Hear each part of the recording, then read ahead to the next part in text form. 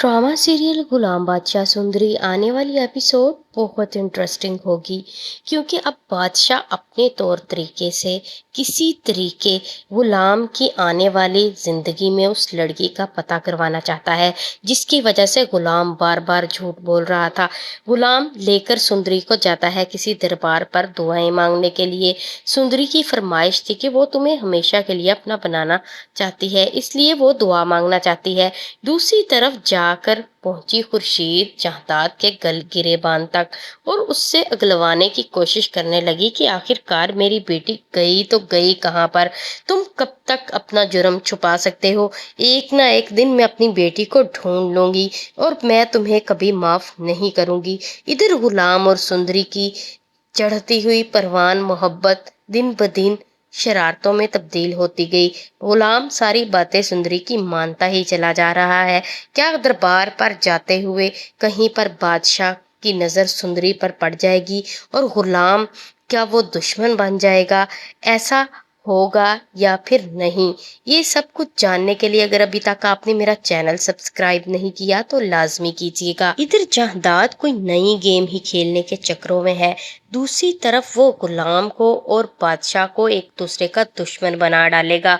गुलाम को पता है कि उसकी जिंदगी में आने वाली लड़की सुंदरी जो कि बादशाह की मोहब्बत है, लेकिन इस बात का पता अभी तक जहदाद को नहीं चला कि जिस लड़की की तलाश में मारा मारा बादशाह फिर रहा है वो कोई और नहीं बल्कि वही सुंदरी उसकी बहन खुर्शीद की बेटी है।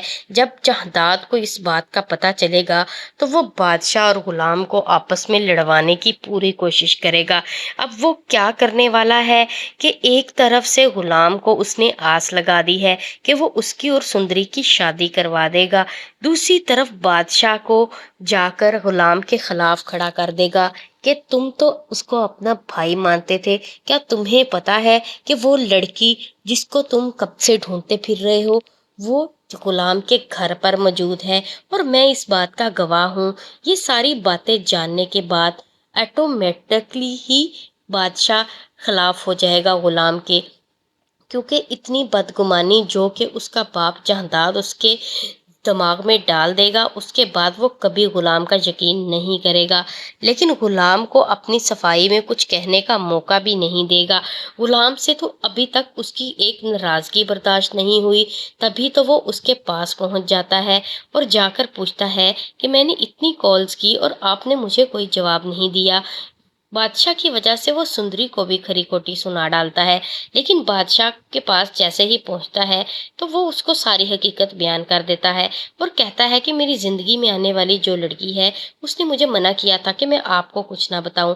बादशाह पूछता है कि अगर वो मुझे नहीं बताना चाहती तो उसकी रीज़न क्या है? मैं तो खुद तुम्हारे साथ हूँ। लेकिन गुलाम इससे पहले कबल कुछ बोलता, बादशाह खुद ही कहने लगा कि मुझे तो अब उससे जेलसी होने लगी है।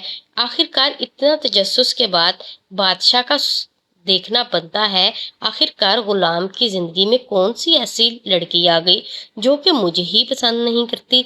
लेकिन गुलाम को तो पता है कि आखिरकार पूरा माजरा क्या है।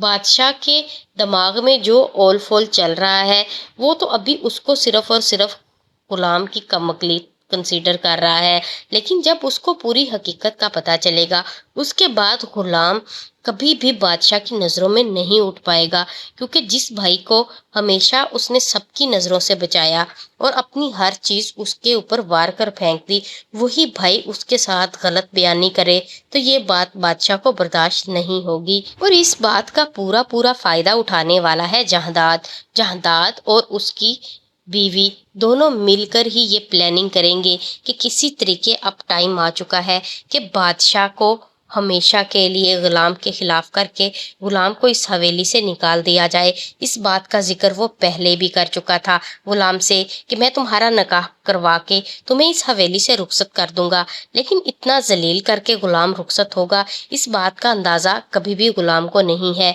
क्योंकि वो इस बात पे ही अभी तक पछता रहा है कि मैंने हमेशा ज़िंदगी के लिए क्या ख्वाब देखे थे। मैं चाहता था कि मैं हमेशा बादशाह से मोहब्बत करूं और जो मेरी ज़िंदगी में जो कोई भी मेरी मोहब्बत बनकर आए उसकी ڈسکشن کسی اور سے نہیں، جا کر بادشاہ سے کروں، اور کبھی میں اپنی باپ کو باپ کہہ کر بلاتا اور اپنی ماں کو وہ انصاف دلوا سکتا جو کہ ابھی تک میری ماں کے پاس نہیں۔ یہ ساری چیزیں میں تو صرف سوچ ہی سکتا تھا۔ میں اتنا بد نصیب ہوں کہ ہمیشہ کوئی نہ کوئی پریشانی میرے سامنے آ کر کھڑی ہو جاتی ہے، لیکن بادشاہ ابھی تک غلام کو صرف اور صرف اس بات سے معاف کر رہا ہے کہ جو کنڈیشن بادشاہ کی محبت میں ہو چکی ہے، وہ سارا کچھ وہ غلام کے لیے بھی محسوس کر رہا ہے۔